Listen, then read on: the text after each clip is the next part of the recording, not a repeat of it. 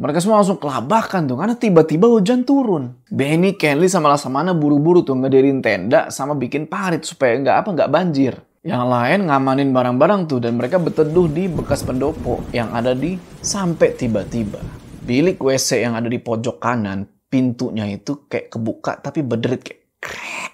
Laksamana langsung sret nyenterin ke arah situ kan. Pas dia senterin, sret,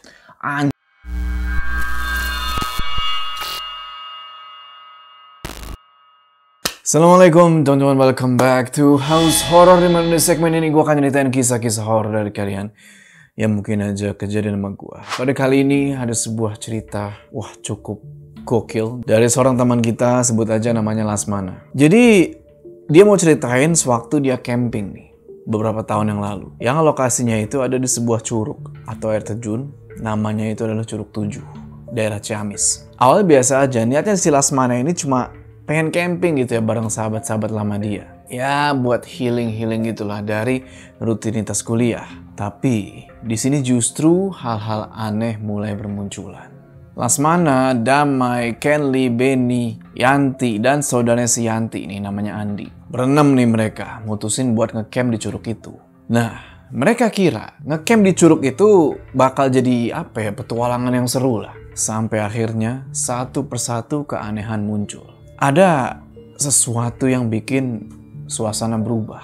Ingat kan mereka ini cuma berenam tadi? Ketika mereka ngecamp, tiba-tiba mereka jadi bertujuh.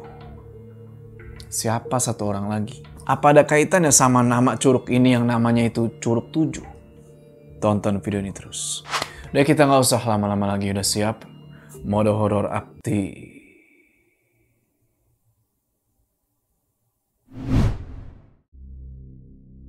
Awalnya Laksamana, Damai, Kenly, sama Benny kumpul tuh di depan kampus mereka yang ada di daerah Bandung. Hari itu mereka rencananya mau pergi ke Ciamis tuh, mau pergi ke Curug 7 itu yang tadi gue bilang. Dan pas banget nih, rumahnya Yanti itu ada di Ciamis. Ya udah, dari depan kampus mereka naik angkot dulu tuh ke Terminal Cicahem. Dari sana lanjut naik yang namanya itu Manggis, bro. Bukan buah, tapi kayak semacam angkutan gede gitulah, kayak elf kalau kita bilang. Naik mobil antar kota itu menuju ke Kabupaten Banjar. Nah, perjalanan dari Bandung ke Ciamis itu makan waktu sekitar 3-4 jam. Dan setelah perjalanan selama 4 jam, akhirnya mereka sampai juga tuh di jalan batas kota. Terus setelah itu mereka naik angkutan pedesaan gitulah buat menuju ke salah satu desa yang ada di Kabupaten Tasikmalaya. Nah, rumahnya Yanti itu deket banget sama salah satu pondok pesantren yang ada di situ. Dan rumahnya Yanti ini lumayan gede dan posisinya itu ada di pinggir jalan, jadi ya gampang lah nyarinya. Sampai di rumah Yanti, untungnya belum ada kejadian yang aneh-aneh nih. Dan mereka pun langsung pada bersih-bersih tuh. Habis itu Yanti nyiapin lah tuh teman-temannya kan, teh manis anget, pisang goreng, mantep lah pokoknya gitu kan. Setelah itu, mereka semua ngumpul di ruang tengah buat ngerencanain gimana nih besok kita mulai trekking ke Curug 7. Rencana mereka mau trekking pagi-pagi nih. Menurut info dari Andi, si saudaranya Yanti itu, di Curug 7 itu ada tempat perkemahan, namanya Bumi Perkemahan. Jadi rencananya mereka mau camp di situ aja. Biasanya rame lah di situ kan, orang-orang pada ngecamp. Katanya sih begitu, kata si Andi nih. Abis perkemah di Bumi Perkemahan itu barulah ke curug. Ya udah, mereka diskusi sampai nggak terasa udah jam 11 malam. Habis itu mereka mutusin buat tidur supaya besoknya nggak kesiangan.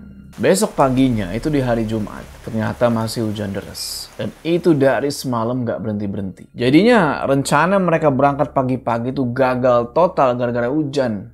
Dan hujannya tuh awet banget. Mereka cuma bisa duduk-duduk aja tuh pasrah, nungguin itu hujan reda. Sekitar jam 10:30 siang, hujan masih belum reda. Akhirnya mereka mutusin, ya udah deh kita tungguin lagi nih sampai habis Jumatan.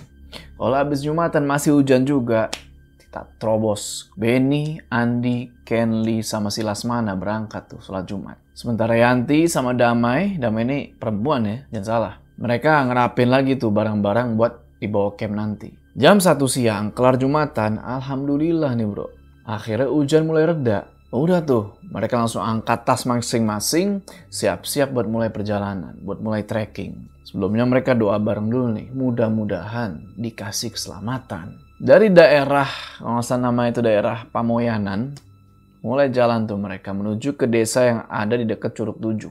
Sampai di desa itu, dari jalan raya mereka jalan kaki tuh, masuk ke pemukiman warga. Sambil sesekali nanya-nanya ke orang-orang, ke warga-warga itu, di mana nih kalau mau ke Curug. Nah, ngikutin petunjuk-petunjuk dari warga-warga yang mereka tanyain. Akhirnya mereka sampailah nih di pintu loket, kayak semacam pintu simaksi gitu lah ya. Yang ternyata waktu itu nggak ada petugasnya nih.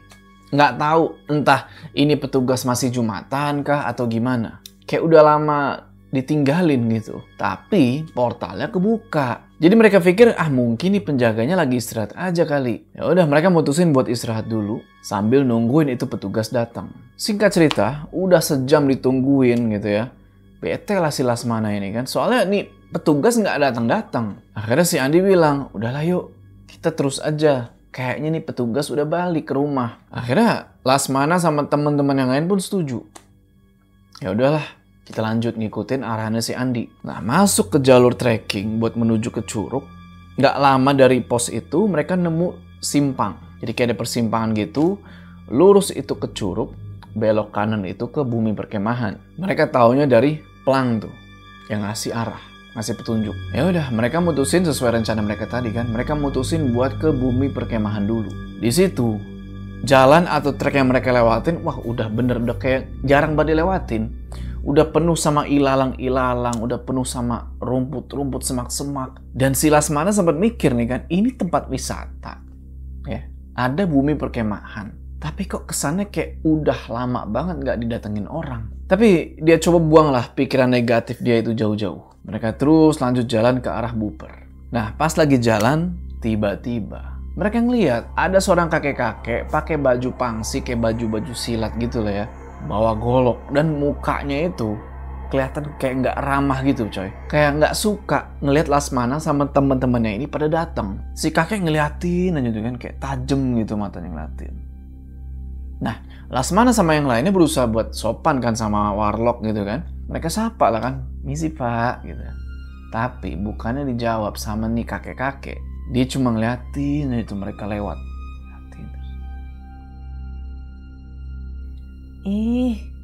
Kok kakeknya gitu aja sih? Takut. Udah, nggak usah dibahas. Mungkin cuma penduduk sini lagi cari ranting buat kayu bakar. Tapi sebenarnya Lasmana udah mulai ngerasa ada yang janggal di sini. Setelah beberapa langkah ke depan, Lasmana iseng nih bro. Dia nengok ke belakang. Set. Itu kakek-kakek udah nggak ada. Nggak ada jejaknya sama sekali. Si Lasmana masih coba buat mikir positif. Mungkin kakek itu emang udah turun ke bawah. Singkat cerita, akhirnya mereka sampai di satu tangga kayu yang lumayan curam tuh buat turun ke bawah. Dan itu ngarah ke lahan datar kayak lapangan luas gitulah. Tapi rumput liarnya udah tinggi-tinggi tuh. Kayaknya itu tuh bumi perkemahannya. Ada juga pendopo gitu di ujung tanah lapang itu. Tapi udah kelihatan kotor banget dan kayak udah nggak pernah dirawat. Turunlah mereka pelan-pelan kan ngelewatin tangga kayu itu sampai ke camping area. Di situ mereka ngeliat-liat lah kan ke sekitaran area perkemahan itu. Nah, di seberang camping area itu ada beberapa WC umum yang udah rusak banget walaupun bangunannya masih utuh gitu. Cuma wah kacau lah bro. Gua nggak ngerti lagi dalamnya kayak gimana itu. Ilalang tumbuh di mana-mana, dindingnya udah pada lumutan. Beberapa ada yang masih ada pintunya dan beberapa juga udah nggak ada pintunya, los aja udah. Tapi di belakang WC itu ada kayak air mengalir gitu, kayak sungai kecil gitu lah. Mungkin itu aliran dari curug. Terus di sekitaran sungai itu ada kayak beberapa saung. Kayaknya dulu itu sih warung-warung kecil, cuma nggak tahu kenapa sekarang udah nggak ada yang buka itu warung. Udah terbengkalai. Ngeliat itu, si Benny nanya, "Di, katanya suka ada yang camping di sini. Tapi kok kayak gini sih? Dulu sih rame, banyak yang camping." "Dulunya kapan, Di?" 1 tahun yang lalu. Masih ada kok yang nginep." Kalau dipikir-pikir sih, 1 tahun yang lalu itu masih nggak terlalu lama lah ya. Tapi, apa yang jadi alasan kok curug ini, bumi perkemahan ini, jadi ditinggalin, jadi terbengkalai? Tapi ya mau nggak mau, karena mereka udah terlanjur sampai di situ ya, mereka mutusin buat tetap camping. Nggak lama mereka sampai di situ. Dari langit, tiba-tiba bunyi gemuruh. Dan bener aja, hujan turun tuh deres banget. Ditambah, wah angin kencang, petir hampir kayak badai itu. Mereka semua langsung kelabakan tuh, karena tiba-tiba hujan turun. Benny, Kenly, sama Laksamana buru-buru tuh ngedirin tenda sama bikin parit supaya nggak banjir. Yang lain ngamanin barang-barang tuh, dan mereka berteduh di bekas pendopo yang ada di ujung area camp. Akhirnya setelah susah payah tuh, udah basah-basahan, tenda sama parit kelar nih. Mereka semua langsung masukin tuh tas-tas mereka masuk ke dalam tenda. Habis itu mereka semua langsung ganti baju karena baju udah basah semua. Nah, setelah di tenda beberapa menit, ada kali mungkin 30 menitan gitu ya, akhirnya hujan berhenti. Dan mereka pun keluar lagi nih, buat nyiapin makan malam. Nah, sementara yang cewek-cewek masak, yang cowok-cowok nyiapin api unggun nih. Mereka mau bikin api unggun. Tapi jadi pertanyaan, gimana caranya nyalain api unggun dari kayu-kayu basah? Mereka mesti usaha ekstra nih mau nggak mau, dan untungnya mereka ini bawa minyak tanah. Akhirnya dicoba-coba terus kan bikin api unggun sampai akhirnya berhasil. Api unggun nyala, makanan udah mau jadi nih. Damai mulai tuh nyiapin piring buat makan. Tapi di sini mulai ada yang janggal. Pas Damai lagi siapin piring, dia ini malah nyiapin 7 piring bro. Ingat kan tadi mereka berapa orang? Mereka ini cuma berenam, kenapa nyiapinnya 7? Yanti yang ngeliat itu sontak nanya. Dah, piringnya kok kelebihan? Pas kok, 7 orang kan? Itu piringnya 7. Kita berenam dah, bukan 7. Kita bertujuh kok. 6 orang dah. Nih abang hitung ya. 1, 2, 3, 4, 5, 6. Perasaan kita 7 orang. Kok bisa gitu sih bang? Tapi iya ya. Satu lagi siapa? Udah, simpen aja piringnya. Mending cepetan kita makan yuk. Kita doa dulu, terus tawarin aja. Siapa tahu ada yang mau ikut makan. Ada yang mau ikut makan. Siapa? Nggak ada lagi yang ngecamp di situ. Ya udahlah, setelah makan mereka rapiin tuh piring-piring segala macam. Habis itu mereka duduk-duduk tuh di sekitaran api unggun. Sambil santai, sambil ngobrol-ngobrol, ngopi, ngerokok. Nah awalnya mereka asik-asik aja tuh ngobrol-ngobrol, bercanda-bercanda. Sampai tiba-tiba si Kenly minta tolong. Ben, cari tempat yuk. Pengen nih gua. Ayolah, gua juga kebelet nih. Benny sama Kenly langsung pergi tuh nyari tempat. Yang lainnya masuk tenda, tinggal Laksamana doang nih. Yang duduk sendirian tuh di depan api unggun. Dia sambil gitaran gitu lah, cuma gitaran gak jelas gitu, ganjreng-ganjreng doang. Beberapa menit kemudian, dari arah sungai kecil yang di belakang WC itu, Kenly sama Benny lari-lari nih bro. Cuma mereka kelihatan kayak cengengesan gitu. Kenapa lu Ken? Ben? Lah man, lu kapan kesini? Apaan sih lu Ben? Gue dari tadi main gitar di sini. Emang ada apaan? Nggak ada apa-apa. Aneh. Nih anak gua tadi cengengesan. Tapi pas si Laksamana bilang, gue dari tadi main gitaran kok di sini. Muka mereka ini langsung berubah. Kayak yang ketakutan. Nah karena nggak mau mikir kemana-mana. Dan udah capek juga di perjalanan tadi sore. Akhirnya Benny sama Kenly masuk tenda tuh, gabung sama yang lain. Sementara Laksamana lanjut tuh.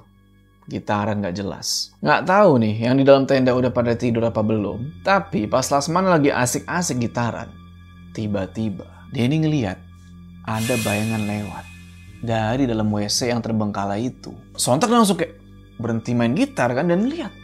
Apaan tuh? Dia coba lihat ke arah WC itu kan. Tapi gak ada apa-apa di WC itu. Itu udah sekitar jam 10:30 malam. Sempet agak merinding dia nih kan, tapi ya udahlah, dia mutusin buat cuek aja. Dia lanjut lagi tuh, treng. Beberapa menit kemudian, tiba-tiba si Damai keluar dari tenda tuh, terus duduk di sampingnya si Laksamana. Ida pengen kopi. Bentar ya dah, panasin dulu. Nggak usah bikin, berdua aja sama punya AA. Ya udah, nyanyi bareng yuk. Kita nyanyi lagu slang. Udah tuh kan mereka nyanyi bareng. Lanjut lagi ngobrol-ngobrol, ngalur ngidul, bercanda-bercanda. Sampai Damai ini ketiduran di bahunya Laksamana. Dibangunin lah nih sama Laksamana nih kan. Pindah tidurnya ke tenda Gi. Di sini dingin. Nggak pengen di sini aja sama AA. Ida, yuk. Mending pindah ke tenda. Udah jam 1, dingin banget. Di situ si Lasmana langsung ngegandeng si Damai itu masuk ke dalam tenda. Abis nganterin Damai masuk ke tenda, karena si Lasmana ini belum ngantuk, dia balik lagi tuh keluar tenda, kan duduk lagi di depan api unggun yang sekarang udah mulai mau mati. Kali ini si Lasmana nggak main gitar, dia cuma duduk aja tuh diam di depan api. Sampai tiba-tiba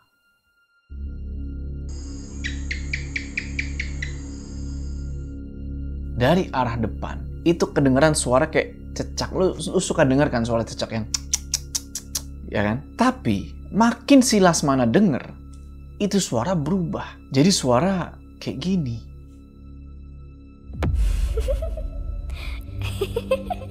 Kayak suara anak kecil lagi ketawa. Wah, di situ Lasmana langsung astagfirullah, astagfirullah. Baca ayat kursi tuh. Allahu la ilaha illallah ya qayyum. Udah takutan dia tuh kan. Dia anjir apaan nih gitu kan. Dia coba ngelihat kesana kemari, nyari sumber suara ketawa itu. Terus nggak sengaja dia ngelihat kayak ada bayangan hitam kecil-kecil lari-larian tuh di depan WC. Langsung aja dia nyalain senter, dia arahin ke WC itu kan. Tapi nggak ada apa-apa. Lasmana di situ udah mulai merinding. Tapi dia penasaran. Dia senterin nih bro, satu persatu itu bilik WC-nya. Sampai tiba-tiba bilik WC yang ada di pojok kanan, pintunya itu kayak kebuka tapi berderit kayak krek. Lasmana langsung seret nyenterin ke arah situ kan. Pas dia senterin seret, anjir, itu senter dia langsung jatuh bro. Tes. Diketawain dia. Jadi pas dia senterin itu, si Lasmana ini ngeliat ada sosok putih di situ, rambutnya panjang, nunduk aja, tapi ketawa. Wah, dia langsung ambil senter itu yang dia jatuhin, dia bawa masuk ke dalam tenda. Di dalam tenda, temen-temen dia yang lain udah pada tidur semua tuh. Ya udah dia usahain juga tuh buat tidur walaupun susah. Karena dia ini nggak ngantuk. Tapi gara-gara di luar ada begituan, wah udah dia paksain tuh buat tidur. Besok harinya, Lasmana bangun kesiangan tuh. Dan pas bangun-bangun itu, teman-temannya ternyata udah nggak ada. Tapi dalam tenda itu ada toples sama termos stainless. Dan di atas toples itu ada sobekan kertas. Tulisan tangannya Yanti. Yang isinya kurang lebih kayak gini. Nah, ini Yanti, aku udah bikinin sarapan sama kopi. Kita ke Curug. Lasmana buka toplesnya tuh. Ternyata isinya adalah 2 roti tawar yang udah diolesin sama madu. Sengaja disiapin nih buat dia. Ya udahlah, Lasmana langsung pergi ke depan tenda sambil makan roti tawar itu. Cuma pas lagi makan itu, dia masih was-was nih bro. Masih curiga sama WC itu. Gak berhenti-berhentinya dia ngeliat ke arah sana. Kalau dilihat siang-siang kayak gitu, itu WC kayak biasa aja. Gak ada yang aneh-aneh. Pintu yang agak lepas dari engsel tuh yang berderit waktu itu kan, itu kelihatan normal-normal aja. Dan masih di posisi yang sama, nggak kebuka lebar kayak semalam. Dari jauh, samar-samar Lasmana ngedenger nih suara temen-temennya tuh lagi asik main di Curug. Di situ, pas lagi makan roti, Lasmana baru sadar. Ternyata sebelah kanan dari tenda dia itu ada satu batu yang lumayan gede dan atasnya itu rata. Akhirnya sambil bawa rokok, roti sama kopi, Lasmana duduk terus nyender nih di batu itu. Palanya dia senderin gitu kan ke batu. Tapi baru sebentar dia duduk di situ, dia mulai ngerasa nggak enak. Rasanya kayak ada yang duduk di atas batu itu, di bagian yang datar itu. Kayak ada yang duduk. Pas banget di atas kepalanya dia, duduk sambil ngayun-ngayun kaki. Nah di sini udah mulai parno lagi nih kan si Lasmana kan. Akhirnya dia nggak beraniin diri buat ngedongak ke atas begini nih. Set. Dan pas dia ngedongak, ternyata nggak ada siapa-siapa. Oh, cuma perasaan dia aja kali ini. Tapi kok perasaan jadi nggak enak gitu kan. Ya udahlah, dia langsung balik lagi tuh ke depan tenda. Singkat cerita, jam 1:30 siang balik nih teman-temannya dari Curug. Tapi si Damai yang biasanya ceria tuh di dekat Lasmana, nggak tahu kenapa tiba-tiba dia berubah nih. Dia malah bareng terus sama si Kenli. Canda-bercanda terus tuh, ketawa sama si Kenli. Lasmana sebenarnya di situ dia diam-diam cemburu, tapi dia nggak bisa marah. Nggak bisa ya gimana-gimana karena dia tahu kalau mereka semua ini sahabatan. Nah malamnya, pas yang lain lagi pada ngumpul tuh di sekitaran api unggun, nyanyi bareng, ketawa-ketawa, Lasmana ini malah milih buat masuk ke dalam tenda. Dia bilang, gue tidur duluan ya, pala gue puyeng nih, migrain gue kambuh. Di situ semuanya pada nggak nanggepin anehnya, malah pada diem aja gitu. Ngebiarin si Lasmana masuk ke dalam tenda. Harusnya kan ditanya dong, kenapa lo mau obat nggak segala macam gitu kan? Dan yang bikin Lasmana makin kecewa, si Damai malah diem gitu, kayak cuek. Padahal biasanya kalau Lasmana kenapa-napa, ini si Damai paling perhatian, nanya ini itu. Tapi kali ini nggak ada. dia tetap asik tuh bareng si Kenli. Ya udah, Lasmana masuk dalam tenda, dia pakai sleeping bag, dia merem tuh, berusaha buat tidur. Sampai akhirnya dia tidur. Besok paginya semuanya bangun dan langsung bikin sarapan tuh ala kadarnya. Habis itu mereka beresin tas, mereka bongkar tenda, mereka beresin semua perlengkapan, siap-siap buat pulang. Tapi nih ya, ketika mereka semua udah siap mau jalan, tiba-tiba ada perasaan aneh. Kayak ada satu orang yang ketinggalan. Padahal udah dicek berkali-kali kalau jumlah mereka itu pas berenam. Kan ya emang berenam. Tapi tetap mereka ini ngerasa kayak ada yang ketinggalan. Cuma ya udahlah, mereka lanjut jalan pulang tuh. Posisinya Damai di paling depan. Terus si Kenli, Yanti, Benny, Andi, dan Lasmana nih. Paling terakhir, paling belakang. Nah, pas lagi jalan kayak gitu, tiba-tiba si Lasmana ngedenger. Dari belakang itu ada yang manggil. Woi, mau kemana? Nengok lah si Lasmana kan. Set. Dan dia mutusin buat balik lagi nih ke arah bumi perkemahan. Buat ngecek itu siapa yang manggil. Dan pas dia lihat ke sekeliling, lah, gak ada siapa-siapa. Udah kosong. Dan yang lebih anehnya lagi, teman-teman yang lain itu gak ngedenger. Nah, sambil jalan balik, Lasmana coba hitung lagi tuh. Teman-teman dia yang di depan kan, 1, 2, 3, 4, 5, 6. 6 pas. Tapi nggak tahu kenapa Lasmana ngerasa kok kayak ada yang ketinggalan gitu. Akhirnya Lasmana diam sebentar kan, mikir terus diajak temen-temennya tuh buat doa dulu deh. Ini ada yang nggak beres nih. Ayo kita doa dulu. Setelah doa, Lasmana bilang dalam hati, siapapun kamu, makasih udah nemenin kita di sini. Tapi tolong izinin kita pulang. Jangan ikutin kita. Tempat kamu di sini aja ya. Selesai berdoa, mereka lanjut lagi tuh ninggalin perkemahan itu. Singkat cerita, pas mereka ngelewatin lagi tempat yang waktu itu mereka ketemu sama kakek-kakek, inget gak? Yang kakek-kakek mukanya serem, bawa golok gitu kan. Gak ada senyum-senyumnya tuh muka. Ternyata itu kakek-kakek ada lagi. Di posisi yang sama. Dengan penampilan yang sama. Tapi kali ini, muka si kakek beda. Gak serem lagi. Dia kali ini malah senyum.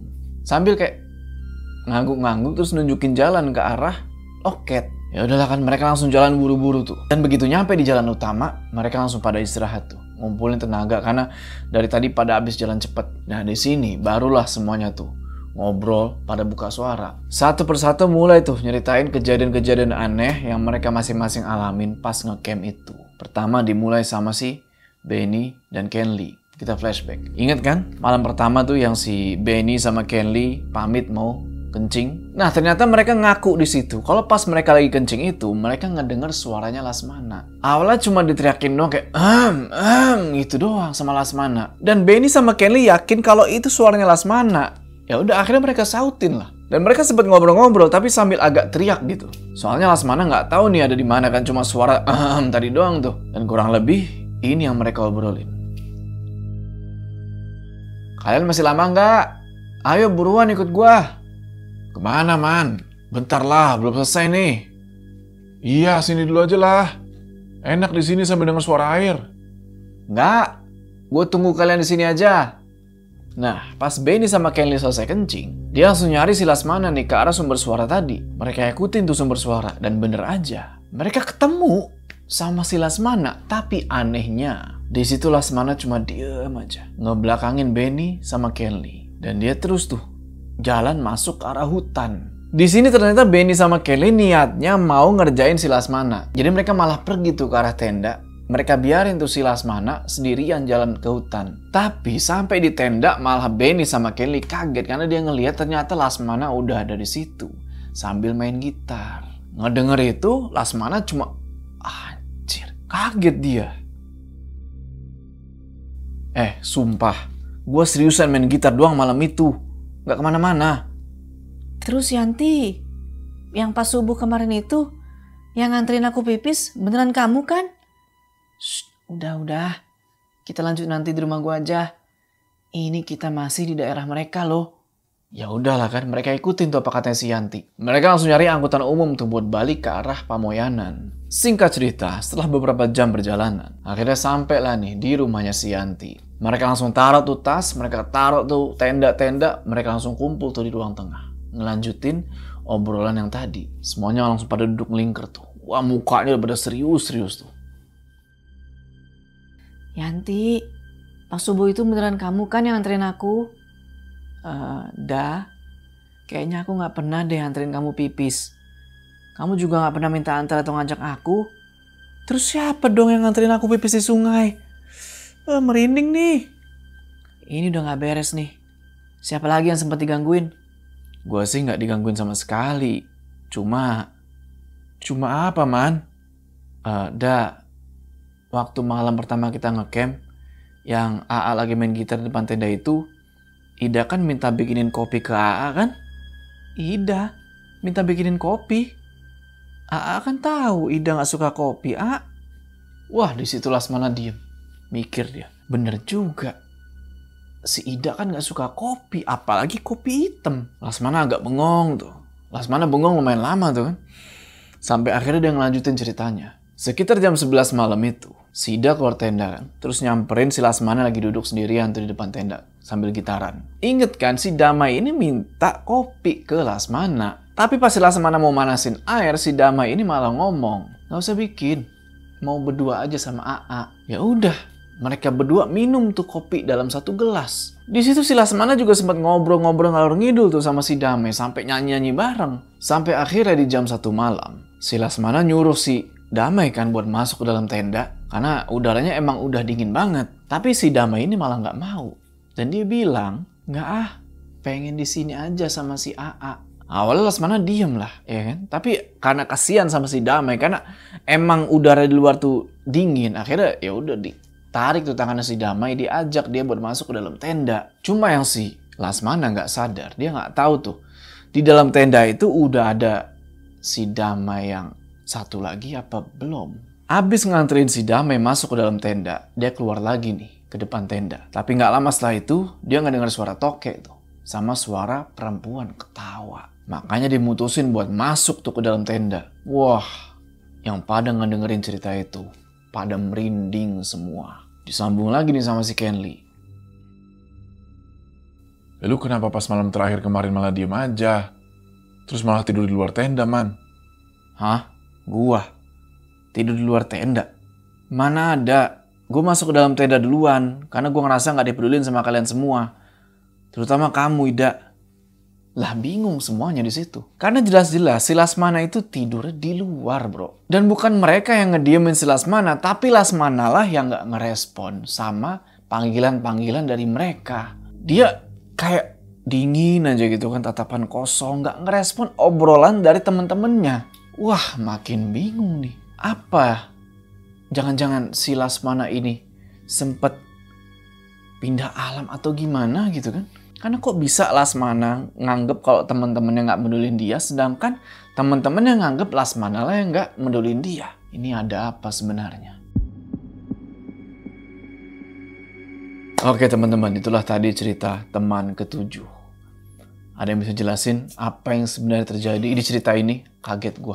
Oke, tulis pendapat kalian di kolom komentar. Sebelum kita berpisah, jangan lupa kalian like video ini, dan bagi yang belum subscribe, ayo subscribe sekarang ke channel ini supaya kalian gak ketinggalan cerita-cerita horor selanjutnya. Gue Joe. See you on the next one.